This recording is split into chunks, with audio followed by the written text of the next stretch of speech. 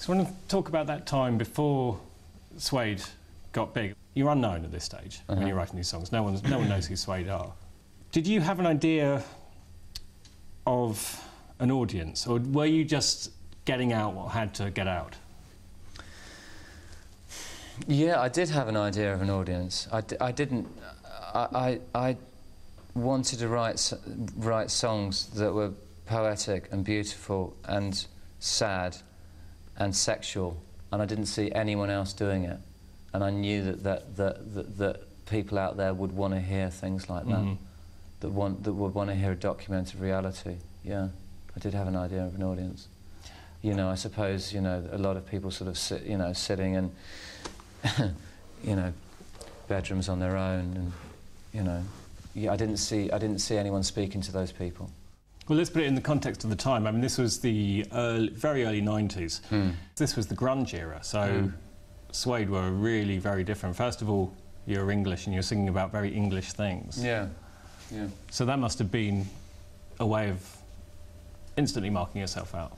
Yeah, definitely. I mean, I was kind of very aware of being the kind of writer that actually writes about his own life rather than writes about the life of, you know, through the words of John Lennon or the words of Jimi Hendrix or something like that. I didn't want to do that.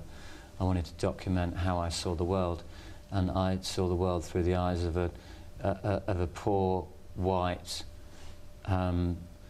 frustrated male, and that's kind of like, you know, walking around shit-stained streets and, you know, eating chips and stuff like that, and living on the dole and all of those kind of things, which kind of became Britpop cliches, and the Britpop thing kind of mutated into a kind of beery cartoon. But initially my kind of vision was something a lot more kind of realistic than that, I think. Well, maybe literary as well. I mean, it reminded me of, I felt there's a touch of Joe Alton in there. Yeah, you know, absolutely. There's that kind of, there was, you know, if there was sex, it wasn't sexy. Almost, no, you know, it certainly more wasn't. It was if it was sex, it was about sexual failure, and sexual frustration. It wasn't about kind of cartoon hard-ons or anything like that. No. There was something about failure in there, which I suppose was a kind of inherited from the Smiths and that sort of thing. You know, and I'm not kind of claiming to be completely original there, but for me at the time when lots of the music was, you know, a very cartoon rock from Seattle, it did seem like it was our own thing, and, you know, singing about life in London did seem a very fresh thing to do. And so these things feed in. You know, you have this, you have the influence of the Smiths, bands like that, but then you think about what's been going on in your own life, and I guess you begin to find a way to meld these things and turn it into a song.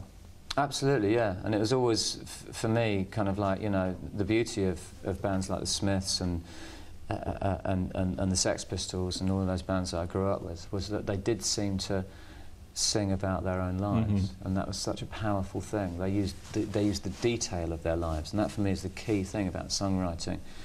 Whenever anyone asked me for advice about what's one thing that I'd say put into your songs, I'd say put detail into your songs, because detail resonates with reality. It's a document of reality. So I was a very early point, I'd always sing about the detail of how I saw life. These were outsiders' music. You know, yeah, you were saying you were yeah. talking to those people in their bedroom. You weren't writing for the popular kid at school. No. It seemed like, you know, you were writing for maybe the more alienated yeah, people. I suppose so. But then of which there are regrettably millions. Of course, you know. But then when you go into it must have been very odd, because then all of a sudden you're the ones being written about. You're not on the margins anymore. Yeah. You're at the heart of it. Yeah. And for a while, Suede were, you know, right there at the heart of it. Yeah, yeah, yeah. So that must be quite a strange experience to go through. That was strange, yeah, and it's a kind of, because you're faced with the whole sort of contradiction, conundrum of not being in the position that you were documenting in the first place, and you've achieved success through documenting your life on the dole with no money, etc., etc., and all of a sudden you're kind of in a position where you do have power and privilege, and how do you document that? how do you sort of like stay true to yourself? How do you not just sort of like end up writing about cliches, and how you kind of can't get decent vegetarian food in business class and things like that? And how do you still write with some edge, and you know, when your life is relatively privileged? And that's what happened with Dogman Star, the next album. I tried to use my experiences of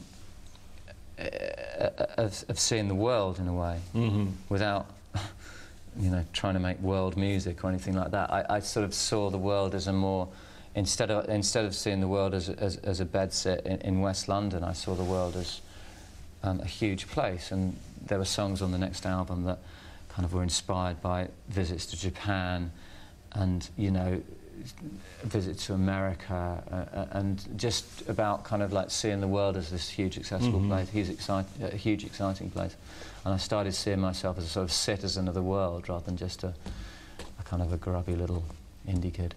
It was also quite I suppose, you know, for want of a better word, it's almost quite a psychedelic album. You know, yeah. It was very expansive. It's an expansive sound. It's quite a rich sound. It is. It's quite a crazy record. It's incredibly eclectic. It was made in a period, a huge period of productivity. Of creativity. It was. You know, I remember I rented a house up in Highgate, and I literally just isolated myself for 6 months.